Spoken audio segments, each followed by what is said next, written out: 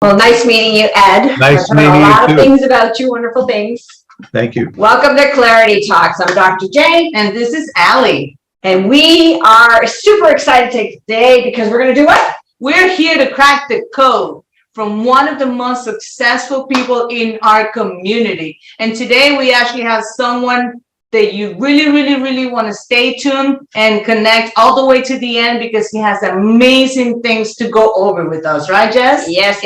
I've heard about this gentleman before I even got a chance to meet him. He's neighbors with one of these men that I've met and had the pleasure of working with for a minute, Dennis Jordan, and he tells me all wonderful things about Ed. And then there was a connection with you and Brad, and I mean, like the universe, right? Boom, boom, boom, boom, boom, boom. It's all about staying connected. Absolutely. And at the end of the day, it's about knowing that we're all humans. We're all here trying to survive, trying to make it. And that's why we want to learn, how did Ed got to be where you are today? Yes. Can't wait to hear your story. Welcome, Ed Cannatelli. How are you? Thank you. Welcome. So tell us a little bit about your backstory. How did you go from where you started to where you are? In 30 seconds, go. Really?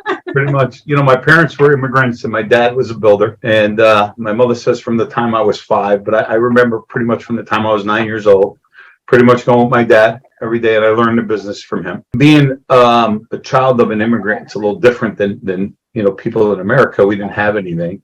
And we were taught some good kind of hard work ethic, integrity, mean what you say what you mean. Your word is your bond. We were just taught a different kind of set of values. And we were taught to carry that through, not just in business, but whatever we did. If you say you're going to do something, do it. Stand behind your word, because that's all you have. And it's kind of pretty much how I built. I love, you know, the part of, you know, being an immigrant, because I can relate to that. And, you know, coming to a country that is a brand new, different language and everything above, you know, it's kind of like, it's a good thing, because we're reminded of the things that we take for granted, you know, sometimes even as a number called Social Security, you know, coming as an immigrant, we don't have such a thing, you know. So gratitude and just, having that opportunity, yeah, you're 1000% right. But tell us about what you actually work on today. Like, what is your company? So we are general contractors. We developers, general contractors. We build. We have 3 basic verticals that we do. We do really high-end homes, you know, in the $20 million plus range. We do mid-rise luxury condos, penthouse build-outs. So we have in 40, 50 story buildings, we'll get a build out of a couple penthouse units. So that's like the 3 verticals of our, you know, we have other businesses, but our main core is the construction and the development. Awesome. Yeah, and that's a huge field in South Florida, right? There's a lot of development that could happen. When did you start the company? Well, I learned the building in Connecticut when I was in Connecticut, but 22 years ago, I got tired. The winters just took their toll on me, and I moved to South Florida. And I honestly, it's funny, I wasn't even sure I was going to get in construction when I moved here. And I remember I put an ad in the, I think it was the Pompano High Rise or maybe the Jewish Journal, just till I figured out what I was going to do, you know, handyman work or something like that. I remember the ad. Wow. And I got the first call I got. The lady asked me, she said, well, can you come over and look at my bathroom? I said, sure, I'll be there Tuesday at 3. And at 2:45 I was there, and she said, I can't believe you came. I said, well, why would I make an appointment with you if I was going to come? And she said, well, I called 4 contractors and nobody came. And I said, and after the 3rd time I heard that, 3 other visits, I heard the same thing. And I said, pretty much all I have to do is do what I was taught, you know, show up when you say you're going to show up, do what you say you're going to do. And that's kind of how we just grew the business organically here. And that was, like I said, 22 years ago. So, you know, 2000. Yeah. So right before I came in late 2000, November 2000, I came here. And it just kind of grew organically.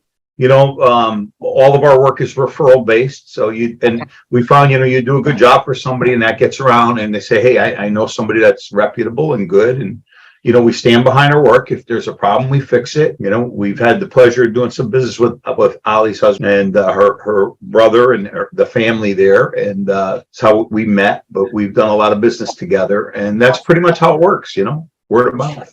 Yeah, that's a basic principle, right? Give your word, show up. We secret. moved down here. I'm Canadian. I moved down here also around that time. So it was right when the construction boom was taking off in southern eastern side of Florida. So it was a great time to come in, right? But you're absolutely right. One of the things we found was, for some reason, contractors in South Florida, it's like a hit and miss. Hit and miss industry. It's like the work is there, people are hungry for it, but they don't show up. They don't finish the businesses either. But I was also going to share that it's not only on the construction business. Like you just reminded me of, like what I heard you talk about is about the respect. At the end of the day, whether you got the business or not, you still showed up at the time that you say you were going to show up, and you were there. And like I'll give you an example, like Brad in restaurants, and we talk about just people being hungry to work, but they don't even show up, even though they said, oh, I'll be there for an interview, not even a call, nothing. And that's something that we are losing nowadays, which is thank you so much for reminding us of that, Ed, because at the end of the day, our work, it's where it starts. If I'm going to hire you and you can even keep up your word, like how do I know that you're even going to show up for the rest of the stuff? So that's huge. I appreciate for you sharing that, Ed. And what would you say? So do you think that's the niche? Is that how you organically, you said it was referral based and organically grew into the large, huge conglomeracy that you have now? Would you say that that's the cornerstone, or were there other building blocks? No, absolutely. Well, it's a little more that, but really there's no secret to building a business. Like there's no secret. It's a lot of hard work, late hours and doing, but I've always found that anything that we've done, and Brad's a great example. We did business with Brad when I started in the call center business with Brad, which my wife runs. He did the same thing. You say what you mean what you say. If you say something, do it. When you're going to do it and show up, and that's a basic principle. Of course, to grow the business, when I started in a truck with a guy, and I was actually physically doing the work. And that, honestly, it's funny. I just, as I was speaking to Allie before, we just built a house for my wife and I actually got to put the tool belt on, and every night I would leave the office and I would go there. And for me, that's a joy. I'm just love working my hands, and I don't get to do that as much, but in the beginning, that's how it started. And then we grew the business, and it's, a lot of mentoring, finding good people. But like Allie said, and I don't like to classify a group of people, but it just seems like to me, this generation, they call them, I don't know what they call them, millennials or Gen X, or I can't keep track of that, but it just seems like somewhere along the line, we've lost that. There's a sense of entitlement almost, right? And we've had very good luck cultivating young talent and mentoring, and really now at this point in the stage, my business partner and I, on the construction side, we do a lot of mentoring. We do a lot of, nice. teaching and empowering our staff to grow within their positions and kind of help assist them and help them become the best people they can be, as well as be the best employees that they can be for the company. And I think that's a lot too, spending a lot of time. In the beginning, I remember I would train somebody and then they would leave, and I'm like, why am I wasting my time? But you have to. You just have to. You just hit another huge pain point, right? In the service field, it's like that retention. How do you hold on to those that you've really invested in? So you just put out a great tip for those that are wondering what to do, right? It's simple. It's like invest in your manpower and then continue to mentor them. Because but it's to Ollie's point, the challenge they're having in the restaurant business. We have the challenge in the call center business. We have that challenge with our construction. We interview, and we're not talking like $10 an hour people. We're talking $100,000 to $125,000 a year. And like people take the job and not show. It's like, it's kind of hard to comprehend that for me because of the way I was raised. But it just seems like a new kind of, COVID changed a lot, and I think what COVID did, it helped our business tremendously with the amount of people migrating here from income tax burdened states. But I think COVID got a lot of people lazy and they're sitting home and collecting a paycheck, and now I want to work from home. And with that being said, what would be that one tool that you will give those business owners that are actually in that lack of employees, and then when they get them, they can't keep them? So what would be that one tip that you will give those business owners? But it's a threefold approach. And I used to think it was just money. And in the construction industry, it's very interesting. In our industry, what'll happen is, we get a construction boom like what's happening now. So these bigger companies, they just need bodies, and they'll tend to overpay for a position. And it's very difficult when you're in that mid-range or smaller range business. How do I compete with like a Moss or a related group when they're paying a guy $200,000 a year for a project manager that we can probably afford $125,000 a year? So I'm trying to compete on a monetary level. So we can't. So what else is it that employees yearn for in a position, right? They want to feel appreciated. They want to feel like they're vested in a place that they can grow, that they can feel a part of, that they're challenged and they're appreciated. So those are the things, forget about we can give the compensation, meaning the bonuses, the health insurance, the money, but more importantly, I think what's critical is a work environment. You create a healthy work environment. You empower your people, you encourage them, you help them grow. And when you do that, you got to understand, I think the hardest thing as a business owner is to understand that at some point in time, some of those people are going to go and grow, and you hope they do it the right way. Some of them do and some of them don't, but that's just part of life, and you got to kind of get past that. Right. And not let that kind of discourage you. I think I suffered that earlier. And when I was younger, I would get really resentful. Like I spent all this time, I invested all this time, and then this person went, and a couple of people would try to steal your clients. Doesn't seem like South Florida. It's not the breeding of the most ethical people, but that happens, I think, everywhere. You just kind of got to get past that. As I've gotten older, I've kind of said, karma has a funny way of rearing its ugly head, and those people will get there. I was about to say that. Right? Yeah, it's true. You got to. Someone else takes care of that for you. Don't worry. Yeah. You got to, because otherwise you just, but I think that's really the trick, is creating a healthy work environment where people feel appreciated and they're empowered and they feel like they can be part of something. Whether it's a stock option program or it's a bonus structure that's tied around how well the company does. There you go. Where they equally can share that. I think that's just as important to employees as money, right? Yes.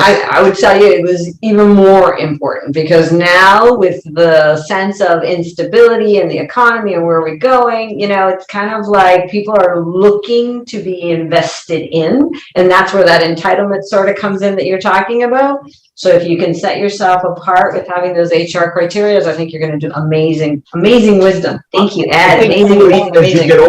As you get older and you've been through a few of these cycles, the economic cycles of ups and downs, and that, hey, all good things come to an end, and sometimes we're on the bottom and sometimes we're on the top, right? Sometimes we're at an advantage, and it's funny because I've seen it happen where, in 2008 when we had the crash, and now everybody's begging for work, and then so again, you got to kind of ride the wave and kind of ride out. It seems like it's very interesting because like now there's always some kind of challenge when you're in business, right? And so like we got all of this work. The work is not an issue for contractors right now, but material delivery. Yes. So there's always some kind of challenge, help. You're always facing a challenges, and why did we get in business, right? If it was easy, everybody would do it. So it's like identifying what's the challenge and what can we do to overcome these challenges, right? Yeah. Solution focus. Trying to take a challenge and make it something to our advantage, right? Like for example, what we found is with these material delays, right? Where we used to be able to get appliances, for example, in 5 months, and now it's 14 months.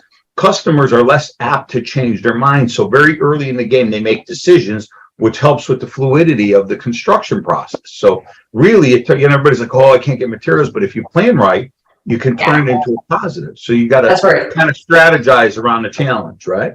And that's where the experience comes in, and that's where the mentoring comes in, right? Because your 20-something years of experience have given you that wisdom to know how to ride those trends. Absolutely. And what I also gather is stay in your lane. Even though you have people that are, going to do what they do, whether it's good or bad, you're just continue going to do you and the way that you do things. So, and like you said from the beginning, say what you do and do what you say, so I love that. That keeps us actually to the last question. And, for those of you that don't know Ed, he's being very conservative right now. I know Ed, and there's so much that he can, help us and teach us and guide us in so many different ways. But with that being said, Ed, have you ever had the thought of writing a book? Amazon sends these things about writing a book all the time, and people have said to me, and people that really know me, I've had a pretty storied life. I wasn't always on the good path, let's just say, and I've had an interesting life. And people say you should write a book, and I've never been good with writing. Public speaking has never been an issue for me. Presentations, I've never been. This doesn't, I enjoy this, but I'm not good with. When I took the SATs, I did very good in math. I scored perfect in math, and my English wasn't so good because my brain still sometimes thinks, and being an immigrant, your language sometimes is a barrier. And but I never really thought about it, honestly. I mean, the idea, I said, maybe that's something sure, maybe, but it's funny because when I was young, my father was stupid. And when I got 30, he started to know what he's talking about. And then when I got to my 50s, he became a genius. And what I realized, it's experience, right? And what you have to share is your experience. And now I'm at that age where I'm more experienced, and I'm like, geez, I have a lot to share. And so there's different forms of doing that, whether it's a book. I do a lot of mentoring, and being sober a long time. I work in that recovery world, and try to help others. And everybody, I think's got a different way. And a friend of mine wrote a book that I do business with, very powerful. And but I definitely need somebody to help me, because that's not my, like you said, stay in your lane. Write a book definitely is not my lane, so I'd have to help somebody else. Actually, just to say a little something, like you mentioned before, at the end of the day, everything, it's here and then it's not. The day that you go, we actually want to be able to read your legacy, because it's so powerful. Yep. And all the knowledge that you actually are teaching now through your mentoring and all of that, one day I want to be able to have my kids learn so much like I am today from you. So maybe we will definitely have a little something that it might be able to help you. But we'll talk down the line for sure. Absolutely. But Ed, why don't you tell us, how can people get in touch with you and actually get to have that experience of having someone with, with all the knowledge and the responsibilities and, everything amazing that you have? How can they get in touch with you? Well, I'm a pretty easy guy to find. I'm typically around my office and over in Pompano, but I don't know if on our website you can reach out, CannatelliBuilders.com. The easy version is www.cbinc.cc. And I'm a pretty easy guy to find. Nice. So awesome. Well, congratulations. And for those of you that want to do business with Ed, all you got to do is bring him an espresso and he'll do anything. My assistant asked me before I got on, she goes, hey, don't forget 5 minutes, you got your podcast. She goes, you need an espresso? I said, no, I'm good. I had a couple before. There you go. Sure. Awesome. Well, thank you, Ed. Amazing. Thank you, guys. Amazing wisdom. Be true to your word. Follow through. Show up. Be who you were meant to be, and all else integrity. will fall into play. Yeah, right? in a word, it's integrity. Yeah. Integrity. You got it. Integrity. It sure is. Well, we thank you for being here on time, and thank you for sharing all your knowledge with us. And Jess, what are we here for? We're here to crack the code of some of the most successful people in our community. People just like Ed Cannatelli. Awesome. Absolutely. Until next time, tune in, guys. We'll see you soon. Nice meeting you finally. Bye, Ed. Take care. Thank you. Take care. Have a great day. Bye. Bye. All right. That was Ed Cannatelli on Clarity Talk. One of the top construction developers of high-end real estate in our community. Okay. All right, so what are we dropping? We're dropping the link for I Write in the thread so that Ed and others like him who have so much wisdom in everything that they do can click in, go onto the application, and have the ride of their life to be able to write their legacy. You heard it. If he only had the tools to write a book, he would. Absolutely. But he just didn't know what tools He needed until he spoke to us. I think so. All right, guys. Till next time. Ciao. Ciao.